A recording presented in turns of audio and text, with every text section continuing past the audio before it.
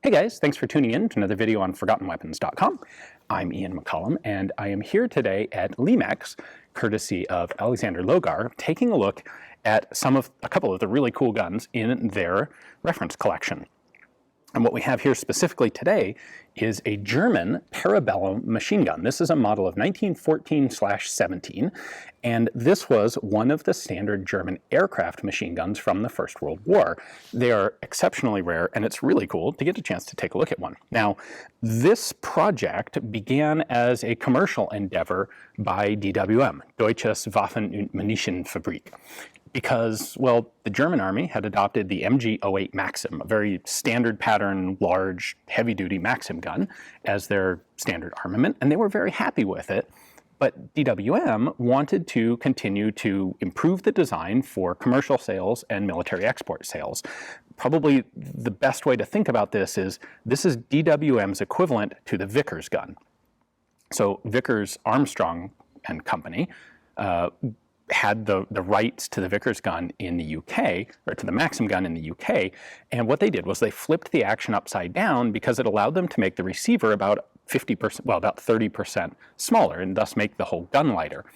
That was the pattern of Maxim, essentially, that the British Army eventually adopted. Well, the German Army stuck with the older, heavier, more true to the original Maxim design MG-08s, but DWM wanted a commercial product that was like the Vickers gun. So the actual internal design work on this is substantially different from the Vickers, and the design work was done by a guy named Karl Heinemann. You may be aware of Heinemann if you've watched some of my other videos. He would go on to manufacture some really interesting toggle-locked rifles and early self-loading rifles. Well, he started working for DWM in 1911, and they had this project ready in 1913. And by their description, this was the SM, or Schultermaschinengewehr, which is shoulder machine gun, hence the shoulder stock on the back. Unlike a Maxim gun with its spade grips that required a tripod, in theory, this could have been used off a bipod or an airplane. And aerial use is where these were actually saw service. So the German military first tested these in aircraft, actually, in February of 1914, so before the war even began.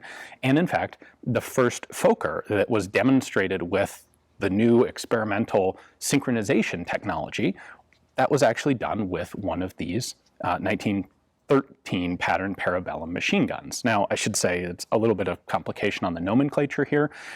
DWM's commercial name for the project was Model of 1913. The German Army recognized it as the Model of 1914. That's when they tested it.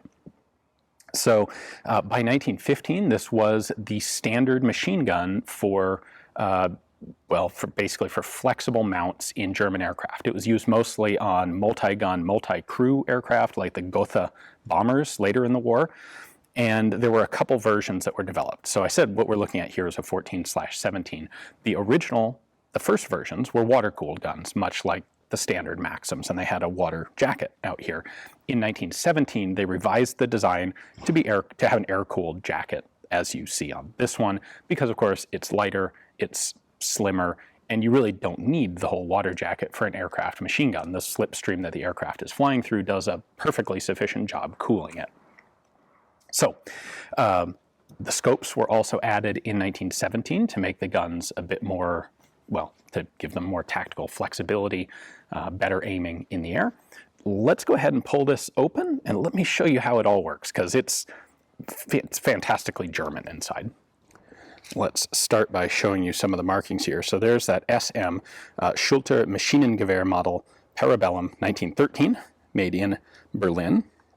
And there is an absolutely gorgeous DWM commercial crest on the top cover of the gun. Like they wasted no effort on the engraving on that. That's really cool. From the outside, we have controls that are recognizably Maxim-ish, but still a bit different. So we have our charging handle here, and it's the same sort of crank handle that you would have in a Maxim gun. The spring's a little weak in this one. But one of the things that Heinemann did is he moved the mainspring essentially into a tube here at the back of the action. If we look on the other side, you can see that there's no big sheet metal fusee spring cover. On the Vickers and Maxim guns, that mainspring was external to the action. Heinemann was, well, modernized it and moved it inside, which is something that Vickers didn't actually do, even though they were working at basically the same time. For shooting, we have a pistol grip on the back instead of spade grips with the trigger and a very simple trigger safety. So to shoot this, you're going to hold the safety down with your middle finger and then fire with your index finger. And that just works by physically blocking the trigger from moving backwards. The buttstock on this one is a little bit loose, and it's because we don't have the tool to tighten it down. I'll point this out because it's a really funky, weird way to do the buttstock. There's a buffer tube essentially coming back that's about this long, and the base of the buffer tube is threaded, and then the buttstock has a tube running through it all the way to back here, and you actually slide the buttstock over the back of the buffer tube, and then you screw it down from here, and that screw is tight. It's too stiff, and we can't tighten it down all the way. Otherwise, it would pull the buttstock in snug against the receiver, and there's a pair of locating pins to lock it in the correct orientation. So, I mean, even the buttstock attachment on this is weirdly but stereotypically German. Now, we have a rear sight here that folds down, and it's just a very simple V-notch, which would be paired with a very simple post front sight. Nothing particularly fancy there. Of course, they put on the scopes instead. And then there was originally a muzzle booster on this, which unfortunately is missing from this particular one, so I can't show you that. Now, this looks like a handle, but it's actually not. That is the support for the top cover. One of the limitations of the standard 08 and 08-15 Maxim guns for aircraft use was that opening the top cover, it pivoted up like this. And if you're trying to open the top cover to repair, to fix a malfunction in the air, you're going to have a very difficult time doing that. You're going to have to hold that top cover up with one hand all the time, or it's very likely going to blow right back down. So on the 1913s, the top cover actually slides forward on a pair of rails, and out here it's got a little hook that latches right onto that to hold it nice and stable in place. And so this is something that you can actually open up while you're in the air on an aircraft. The feed block on the Parabellum is not removable in the way that the Maxim and Vickers feed blocks were. We have a lever out here, that's your belt release. So you pull that back and you can pull out a belt that's still loaded in the gun. This is still a short recoil action, so when it fires, the whole action is going to cycle back like this. That is going to cause the feed pawl to cam over, so that's what actually feeds the belt in at the same time that it is unlocking the action. Back here, you can see the mainspring, which is now located right behind the action, and as I said, runs into a buffer tube in the stock that's about this deep. So it's actually a relatively short spring in there. We have a toggle action that is fundamentally Maxim-like. You'll recognize that if you've seen the inside of a Maxim. However, the design of the bolt itself is substantially different.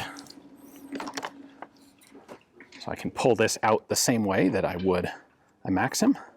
Just lift that up, rotate it, and there is your 1913 Parabellum lock. Like, you thought a Maxim gun was intricate and expensive to manufacture.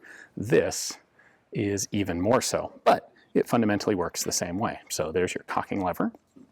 The trigger on this is actually this pair of little legs, which in fact even have little tiny rollers in them. If we look inside the action, there is a trigger bar right down here that is going to pull backwards, and that actually pushes up on this stirrup, which fires the action. So it fires from a closed bolt like the other Maxim guns. This is spring-loaded to allow a cartridge to be stripped into these extractor lips right there. And then this is your lever that is actually pushing a cartridge up and down. So a cartridge is going to come in from the belt, snap into these the extractor grooves here, and then when the bolt goes backwards, it gets pushed down by this arm, camming in the side plate of the gun. This track right here is operating this arm, running that pusher up and down. That pushes it down in line with the firing pin. It will fire, and then it gets ejected out the bottom of the gun, just like a Maxim gun. The ejection is done by the next cartridge pulled off the belt being pushed down into position, which in turn pushes the extracted empty case off the bottom of the extractor. And if you need to take a live round out of the bolt, that's what this guy is for. You can open that up and pull the cartridge out. So small. This is physically much more akin to the size of a Vickers lock than an original Maxim lock, but even more complicated to produce. So if we take a look at the feed cycle here, now that you've seen the bolt, you've got your first round, which is in the extractor having been pulled into the belt, in by the belt. When you pull this back, it's going to pull the cartridge out of the belt, and as soon as the bolt is all the way back, so we can do that a little slower. So right about here, this lever arm is going to start going up in its track, which is going to push the front of the lever arm down. That pushes that cartridge into line with the barrel. The bolt's then going to return forward. That's going to push the cartridge into the chamber at the same time that the extractor is going to snap over the next cartridge on the belt. When you fire it, of course, the round in the chamber fires. That causes the whole thing to cycle, and then this lever arm, it's going to pull out the next cartridge in the belt, and then this lever arm is going to push it down like the previous one, at which point, well, there's not room for 3 shell cases on this extractor, and so the bottom one, which is now empty and extracted, gets pushed out the bottom, the ejection port on the bottom of the receiver. All right, let's take a look at the scope for a moment. This is a 3-power, 3-magnification scope. The eye cup back here is reproduction, but the scope is original. These were easily detachable scopes. There's a quick detach mounting system here. We're just going to take these levers, rotate them 90 degrees backwards, and then I can lift the scope right off. We have semicircular cuts in the mounting pegs there, and a very simple locking system right here, where when it goes forward, this dowel locks the scope in place. And you have adjustments on the scope base. So this is your windage adjustment screw on the rear base, and then there's an elevation adjustment screw on the bottom of the actual scope body. So the original anti-aircraft sights, before they mounted scopes, there was a mounting point right there for the rear sight, and then a mounting bracket right here for the front anti-aircraft sight, and that would be in place of the standard infantry style sights. But of course, both of those become irrelevant when you mount a scope on the gun instead. One other thing I want to point out that's just so very stereotypical of a gun like this that is exquisitely manufactured, very expensive, and very, well, German. The screws are numbered, not as you might expect with the serial number, but with the order of their installation and removal. So 1, 2, 3, 4, 5, 6. And also on the front scope mount bracket, 1, 2, 3, 4.